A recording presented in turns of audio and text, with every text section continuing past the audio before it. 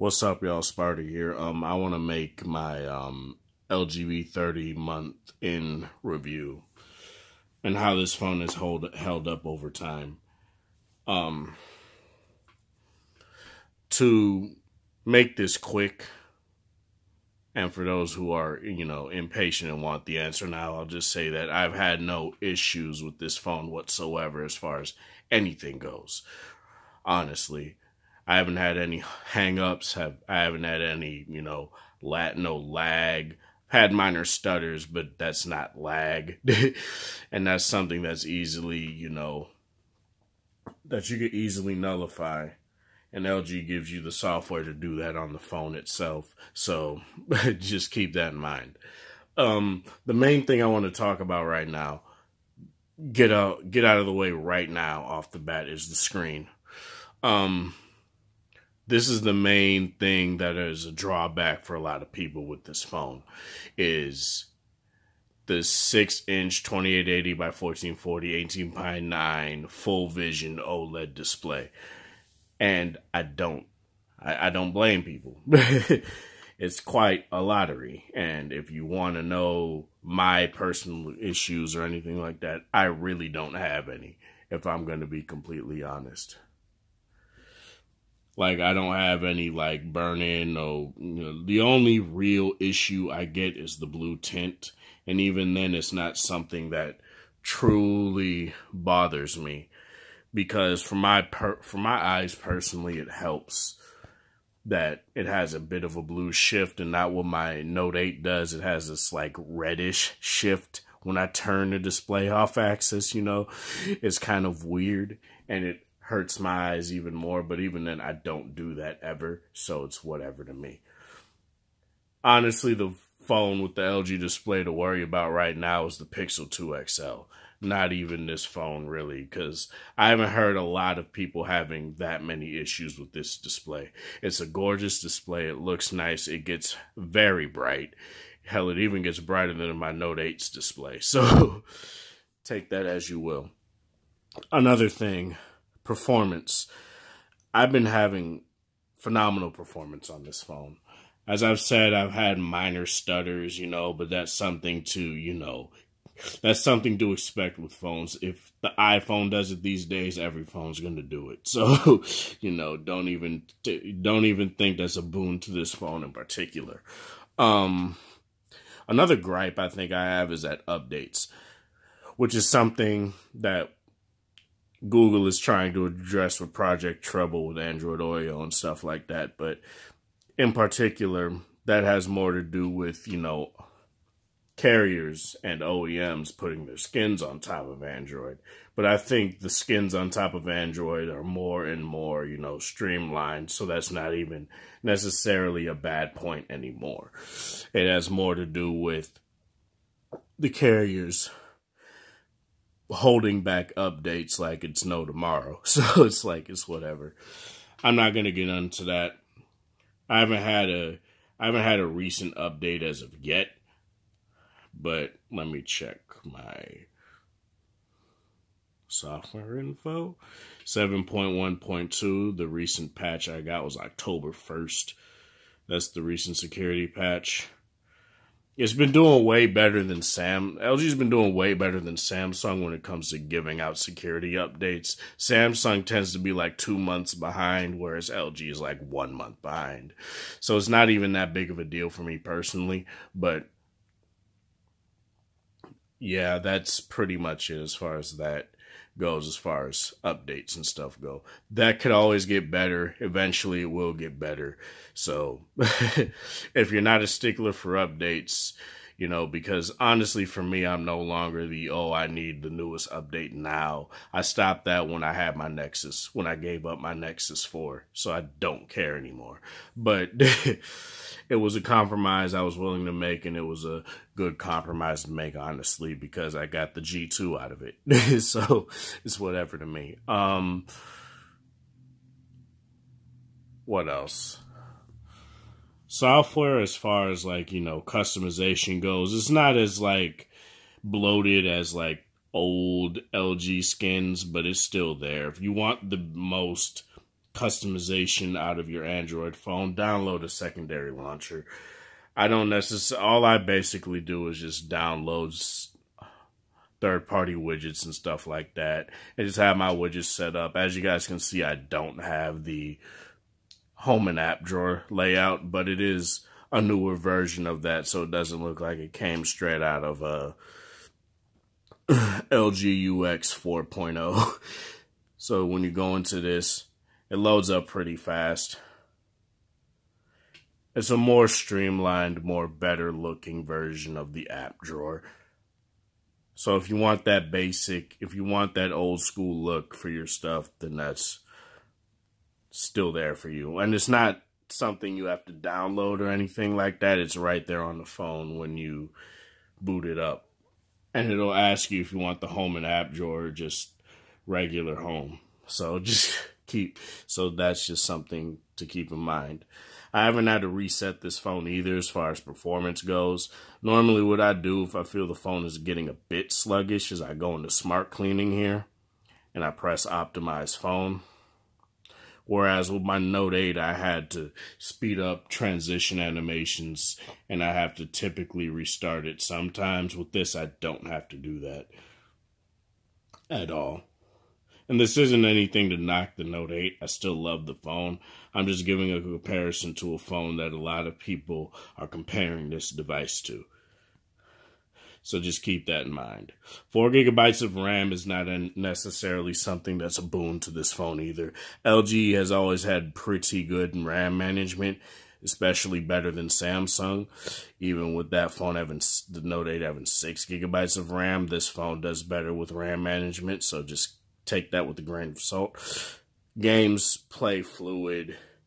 I could easily get like 5.5 hours of screen on time on this phone. I've done that like multiple times, depending on, what I'm doing throughout the day. And typically since Monday through Wednesday, I'm just basically at home. I can get 5.5 hours of screen on time easily. Streaming YouTube, playing a couple games, stuff like that. Listening to music and stuff like that. Speaking of which, the audio performance on this phone, the speaker is nothing to, rant to rave about, but it's good enough and it's loud enough, to be honest. It's not something that I would say is terrible, but with the slew of, front-facing stereo speakers and stuff like that coming, it's not something that's like super amazing. So just keep that in mind. Alright, so what I'm going to do here is I'm going to just have a brief sound demo.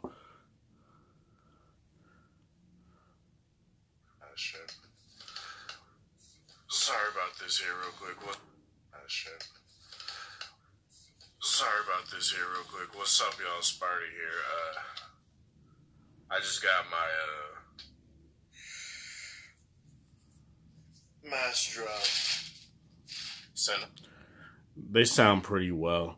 With music and other videos like that, it depends on how the audio is mixed for that particular video.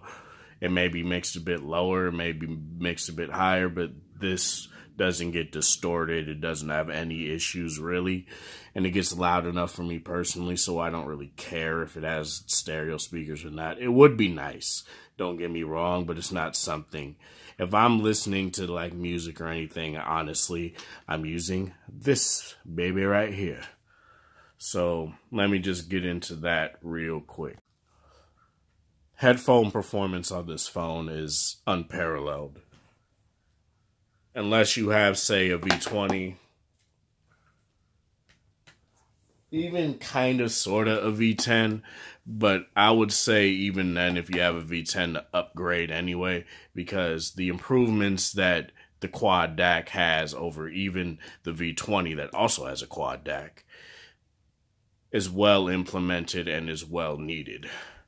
And it's not well needed, but it's great. And, it's something not to just be like, oh, it's whatever, it's a gimmick. Because it's not. I tested my Sennheiser HD 650s. I'm going to just call them 650s, even though they're technically 6Xs from Mass Drop.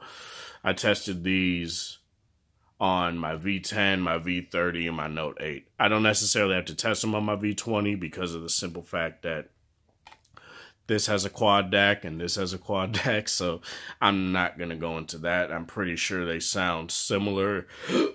If not, the V30 sounds a little bit better, a little bit richer and stuff like that. But compared to the Note 8, which I'm using to record this video, the Note 8, there's no competition. Now, these are 300 ohm headphones, and even the V10 can power these with no problem.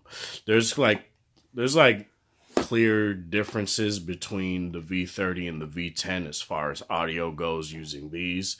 Like, I get more clarity out of these. The highs are better. The bass is a bit punchier and more natural.